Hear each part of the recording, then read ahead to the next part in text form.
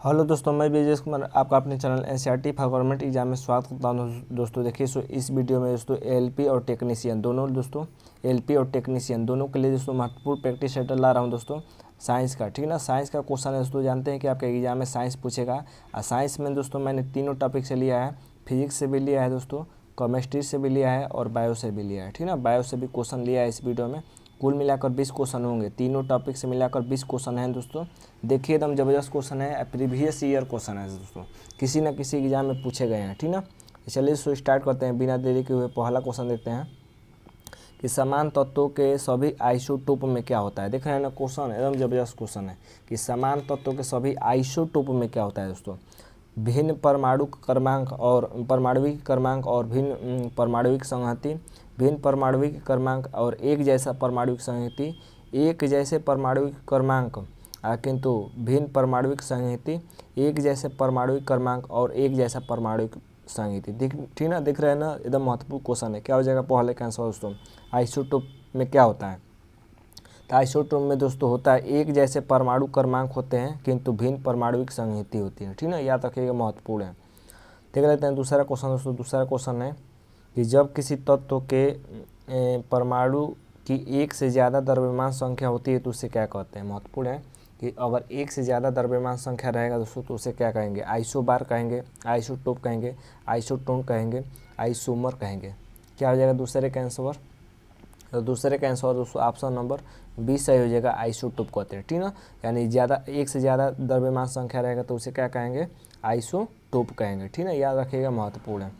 अगला देख लेते हैं दोस्तों तीसरा नंबर है कि समभारकों में होता है। बताइए समभारकों में क्या होता है। समान भार संख्याएँ किंतु विभिन्न परमाणु संख्याएँ, विभिन्न भार संख्याएँ किंतु समान परमाणु संख्याएँ, समान भार और परमाणु संख्याएँ कि विभिन्न भार और परमाणु संख्या। तो समभारक किसे कहते हैं दोस्तों। क्या हो जाएगा तीसरे का आंसर। तीसरे का ऑप्शन ए हो जाएगा दोस्तों कि समान भार संख्या होता है लेकिन विभिन्न परमाणु संख्या होता है। यानी परमाणु क्रमांक अलग होता है, परमाणु क्रमांक भिन्न भिन्न होता है और द्रव्यमान संख्या क्या होता है, समान होता है। ठीक है, इसे कहते हैं समभारक। देखिए ये प्रीवियस ईयर क्वेश्चन है तो देख लीजिए, आपके लैंग्वेज में नहीं पूछा है, ये अपने लैंग्वेज में पूछा है। ये नहीं पूछा है कि द्रव्यमान संख्या किसे कहते हैं। ठीक ना, अगला देख लेते हैं दोस्तों। देखिए आइसोटोप के रासायनिक गुण बताइए। आइसोटोप के रासायनिक गुण क्या होता है, यानी उसे किसे कहते हैं। आइसोटोप समान होने चाहिए, आइसोटोप के रासायनिक गुण समान होने चाहिए कि भिन्न भिन्न होने चाहिए, कि समान होना आवश्यक नहीं है, कि भिन्न भिन्न होना आवश्यक नहीं है। महत्वपूर्ण क्वेश्चन है, प्रीवियस ईयर है। क्या हो जाएगा चौथे का आंसर। चौथे का ऑप्शन नंबर ए सही हो जाएगा दोस्तों, समान होना चाहिए। ठीक है ना, समान होना चाहिए। आइसोटोप में रासायनिक गुण क्या होना चाहिए, समान होना चाहिए। पाँचवा नंबर देख लेते हैं दोस्तों। पाँचवा नंबर क्वेश्चन है कि निम्नलिखित में से कौन सा गलत है, ये बताना है दोस्तों कौन सा गलत है। ठीक है, ये चारों ऑप्शन रह गए आपके पास कि हाइड्रोजन का परमाणु ट्रिशियम की मात्रा से करीब 1/3 होता है। ड्यूटेरियम को भारी हाइड्रोजन कहते हैं। ड्यूटेरियम के परमाणु में 1 न्यूट्रॉन होता है। प्रोटियम हाइड्रोजन का एक दुर्लभ समस्थानिक है।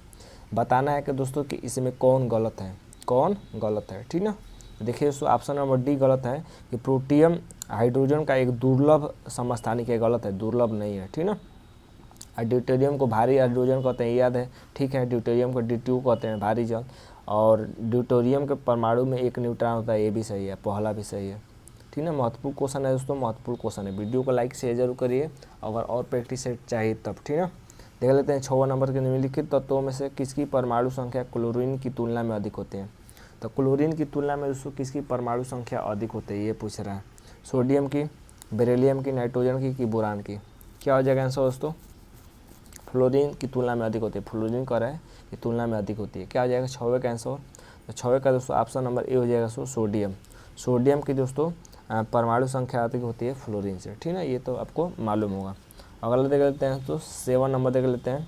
यहाँ पर देख भी सकते हैं, देखिए दोस्तों फ्लोरीन की परमाणु संख्या कितनी होती है, 9 होती है। 1 मिनट दोस्तों, 1 मिनट बता दे रहा हूँ। देखिए फ्लोरीन की परमाणु संख्या 9 होती है और सोडियम के 11 होती है। ठीक ना, तो फ्लोरीन की तुलना में अधिक है किसकी, सोडियम की। अब बेरिलियम की आपकी मालूम होगा, बेरिलियम की 4 होती है। नाइट्रोजन की दोस्तों 7 होती है और बोरान की दोस्तों बोरान की 5 होती है। तो सबसे ज़्यादा किसका है, सोडियम का है। अगला देख लेते हैं दोस्तों 7 नंबर है कि निम्नलिखित में से कौन किसी परमाणु के केंद्रक के अंदर स्थित होता है। तो केंद्रक में कौन स्थित होता है, ये क्वेश्चन पूछ रहा है। प्रोटॉन्स और न्यूट्रॉन्स, इलेक्ट्रॉन और प्रोटॉन, न्यूट्रॉन और इलेक्ट्रॉन, कि न्यूट्रॉन, प्रोटॉन और इलेक्ट्रॉन। क्या हो जाएगा 7वें का आंसर। तो 7वें का ऑप्शन नंबर ए हो जाएगा दोस्तों, प्रोटॉन और न्यूट्रॉन होते हैं केंद्रक में। 8 नंबर तक चलते हैं कि किसी परमाणु की परमाणुविक संख्या से निम्नलिखित में से किसकी संख्या का पता चलता है। बताइए, किसी परमाणु की परमाणुविक संख्या से किसकी संख्या का पता चलता है। इलेक्ट्रॉन की, प्रोटॉन की, न्यूट्रॉन की, कि न्यूट्रॉन और प्रोटॉन की। क्या हो जाएगा 8 का आंसर दोस्तों। तो 8 का दोस्तों ऑप्शन नंबर बी से हो जाएगा दोस्तों, प्रोटॉन का पता चलता है। ठीक ना, परमाणु संख्या से किसका पता चलता है, प्रोटॉन का पता चलता है। अगला देखते हैं दोस्तों 9 नंबर कि निम्नलिखित तत्वों में से किसकी परमाणु संख्या आयरन की तुलना में अधिक होता है। तो आयरन की तुलना में किसकी अधिक होता है परमाणु संख्या, मैंगनीज का, कोबाल्ट का, कैल्शियम का, कि क्रोमियम का। क्या हो जाएगा 9 का आंसर दोस्तों। तो 9 का ऑप्शन नंबर बी सही है दोस्तों, कोबाल्ट का अधिक होता है। ठीक ना, आयरन की तुलना में। तो 9 का बी सही हो जाएगा परमाणु संख्या। अगला देखते हैं दोस्तों 10 नंबर है कि निम्नलिखित तत्वों में से किसकी परमाणु संख्या कापर की तुलना में अधिक होता है। तो कापर कितने नंबर पर आता है दोस्तों। तो क्वेश्चन 10 नंबर है ना, तो कापर मतलब दोस्तों तांबा। ठीक ना, तो कापर आता है दोस्तों 29 नंबर पर, और आयरन आता है दोस्तों 26 नंबर पर। ठीक है, और क्रोमियम दोस्तों आता है 24 नंबर पर। ठीक है, और मैग्नीज दोस्तों 12 नंबर पर आता है, और जिंक आता है दोस्तों आपका, जिंक 30 नंबर पर आता है। तो कह रहा है कि ये किसकी दोस्तों तुलना में अधिक है। तो किसकी अधिक दिखाई दे रहा है आपको 10 नंबर में, ये जिंक का दिखाई दे रहा था। ऑप्शन नंबर सी सही हो जाएगा। ठीक ना, अगला देखते हैं दोस्तों देखिए, अब देखिए दोस्तों यहाँ से बायोलॉजी स्टार्ट हो गया। बायोलॉजी के कुछ क्वेश्चन है, देख लेते हैं दोस्तों कि प्रसिद्ध विकासवादी चार्ल्स डार्विन ने अपनी किस पुस्तक में अपने सिद्धांत का प्रतिपादन किया था। यानी उसके पुस्तक का क्या नाम था, चार्ल्स डार्विन की पुस्तक का नाम। The families of flowering plant, the origin of species, the life on earth, the story of the living world. क्या हो जाएगा दोस्तों पहले का आंसर। तो पहले का दोस्तों ऑप्शन नंबर बी सही हो जाएगा। ठीक ना, ऑप्शन नंबर बी सही हो जाएगा दोस्तों कि the origin of the species की पुस्तक का नाम था चार्ल्स डार्विन का। अगला देख लेते हैं दोस्तों, मेंडल को के रूप में जाना जाता है। बताइए मेंडल को किस रूप में जाना जाता है। शरीर क्रिया शास्त्र के जनक के रूप में, भूगर्भशास्त्र के जनक के रूप में, जेनेटिक्स के जनक के रूप में, कि जीव शास्त्र के जनक के रूप में। महत्वपूर्ण क्वेश्चन है दोस्तों दूसरा, और सब प्रीवियस ईयर है। ठीक ना, दूसरा का सी सही हो जाएगा दोस्तों, जेनेटिक्स के रूप में जाना जाता है। ठीक ना, मेंडल को दोस्तों जेनेटिक्स के रूप में जाना जाता है। तीसरा देख लेते हैं दोस्तों, तीसरा क्वेश्चन है कि उद्द विकास का सिद्धांत किसने विकसित किया था। बताइए उद्द विकास का सिद्धांत किसने विकसित किया था। चार्ल्स डार्विन ने, आइजैक न्यूटन ने, प्रॉब्लम मिस्त्री ने, कि गैलीलियो गैलीली ने। क्या हो जाएगा तीसरे का आंसर दोस्तों। तीसरे का दोस्तों ऑप्शन नंबर ए सही है दोस्तों, चार्ल्स डार्विन ने दोस्तों, चार्ल्स डार्विन ने उद्द विकास का सिद्धांत दिया था। ठीक ना, अगला देखते हैं दोस्तों, देखिए अब आ गया फिजिक्स का क्वेश्चन दोस्तों। फिजिक्स का क्वेश्चन यहाँ से स्टार्ट हो रहा है आपका कि पार्सेक किसकी मापन इकाई है। बताइए पार्सेक किसकी मापन इकाई है। तारकों की सघनता का, कि खगोलीय दूरी का, कि खगोलीय पिंडुकों की चमक का, कि विशालकाय तारकों की कक्षीय वेग का। क्या हो जाएगा आंसर दोस्तों। पहले का आंसर क्या हो जाएगा। तो पहले का आंसर दोस्तों ऑप्शन नंबर दोस्तों दूसरा सही हो जाएगा। ठीक ना, खगोलीय दूरी का। अगला देख लेते हैं दोस्तों, अगला नंबर क्वेश्चन देख लेते हैं। अगला कि प्रकाश वर्ष किसकी इकाई है। बताइए प्रकाश वर्ष किसकी इकाई है।